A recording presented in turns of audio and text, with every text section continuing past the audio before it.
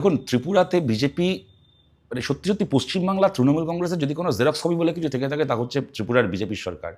ত্রিপুরার এই বিজেপি সরকার বামফ্রন্ট সরকারের সময়, তখন বিজেপি পার্টি বামফ্রন্টের সময় তাদের সমালোচনা ছিল যে বামফ্রন্ট কেন এরকমভাবে মানে যাকে বলে ওই স্থায়ী বেতনের প্রথম 5 বছর চাকরিতে স্থায়ী বেতনের বন্দোবস্ত রেখেছে, এবং এটা ওদের একদম ম্যানিফেস্টোয় ছিল, ওদের একবারে নির্বাচনী প্রতিশ্রুতি ছিল যে আমরা আসলে স্থায়ী বেতন সিস্টেম তুলে দেবো ত্রিপুরা থেকে, এবং আমরা রেগুলার স্যালারি সিস্টেমে প্রথম দিন থেকে আমরা চলে যাব।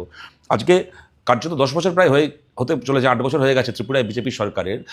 ওদের যে নির্বাচনী প্রতিশ্রুতি ছিল সেইটাকে পূরণ করার বদলে তার বিরুদ্ধে যখন শ্রমিক কর্মচারীরা লড়াই করে আদালত থেকে একটা রায় নিয়ে এসছে, তখন তার বিরুদ্ধে তারা আবার সুপ্রিম কোর্টে যাচ্ছে। ঠিক পশ্চিমবাংলায় মমতা বন্দ্যোপাধ্যায় যেরকম 9 বছর ধরে সরকারি কর্মচারীদেরকে ডিএ না দেওয়ার জন্য এই কোর্ট থেকে সেই কোর্ট, সেই কোর্ট থেকে ওই কোর্ট করে সুপ্রিম কোর্ট পর্যন্ত গেছেন, গিয়ে গালে চড় খেয়েছেন। কদিন আগে সুপ্রিম কোর্ট রায় দিয়েছে ডিএ ওনাকে দিতে হবে। ঠিক এক জিনিস ত্রিপুরা শ্রমিক কর্মচারীদের সঙ্গে বিজেপি সরকার করছে। এটা আবার পশ্চিমবাংলায় এসে ডিএ নিয়ে বড় বড় কথা বলে।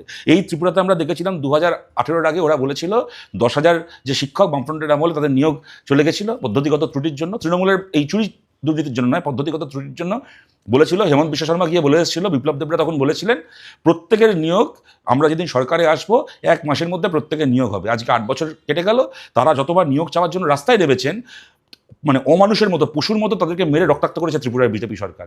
অর্থাৎ 2018-এর আগে এদের ম্যানিফেস্টোর বলা প্রতিটা কথা আজকে ত্রিপুরার মাটিতে পরিহাসে পরিণত হয়েছে, এবং আমাদের বাংলার মানুষের কাছে আমরা দেখে চমৎকৃত হচ্ছি যে সত্যি সত্যি মমতা বন্দ্যোপাধ্যায়, আমার মনে হয় যে বরুণ গ্রোভার বলে একজন কমেডিয়ান একবার বলেছিলেন যে মমতা বন্দ্যোপাধ্যায় মানে কি, মমতা বন্দ্যোপাধ্যায় মানে হচ্ছে সুতির শাড়ি পরা নরেন্দ্র মোদী। মমতা বন্দ্যোপাধ্যায় স্বৈরাচারকে ব্যাখ্যা করতে গিয়ে বলেছিলেন মমতা বন্দ্যোপাধ্যায় মানে হচ্ছে Narendra Modi in a cotton sari.